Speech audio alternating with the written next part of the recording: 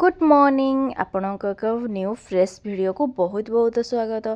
आज मॉर्निंग रु मु वीडियो स्टार्ट कर देती तो देखुंत एपटे गोटे कड़े नहीं से किसी रिफाइन तेल पकईदेली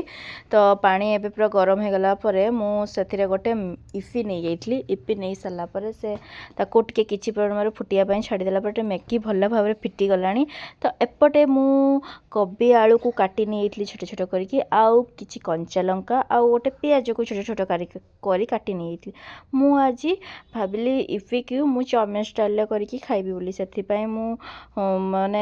मैगी को एपटे गरम हो गला फिटीगला भल भाव ताको मु छाणिकी नहीं एपटे गोटे कड़ाई रे मु किछि तेल देइथिली सरिष तेल दे देइथिली आउ से काटी रखि पियाज आ कंचा लंका को मु हल्का की भाजी बेसी भाजबे हल्का की भाजबे जेहेतु मोटे स्पाइसी खाइबा लगे भल लगे मुझे मात्रा लंका देती देखुंत। तो एपटे आमर पियाज भल भाव में भाजी गलानी से काटी रखिଥିବା कोबी आउ आलू को नहीं गली तो से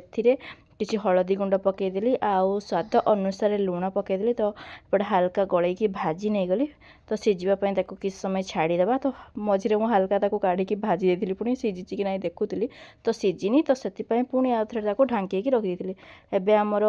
कोबी आलू भल भाव में पूरा सीझीगला तो देखुंत। तो एबे मोर किछि गरम मसला पकईदेली तो आमर तापर मु किछि मैगी मसला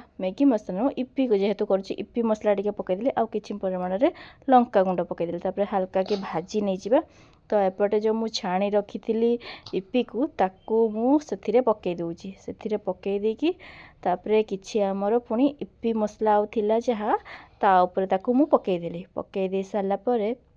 ताकू गोटे कंटा चामच रे भल भाव में मिक्स करदेली कंटा चामच हेल्ले भल टे सुविधा हम मिक्स करवा लगी तो कंटा चामच मु भल भाव में मिक्स करदेली देखंतु। तो एबे आमर पूरा रेडी हो गला कौन चाउमिन स्टाइल इपी तो मत तो खायापी बहुत भल लगे। तो आपण को मो वीडियो केमी लगे तो कमेंट माध्यम निश्चय जन एपटे मु प्लेट को गोटे काढ़ीदेली तापर गार्निशिंग भाव मुझे छोट छोट करके पियाज काटिदी। तो आज वीडियो ये रखा बाय।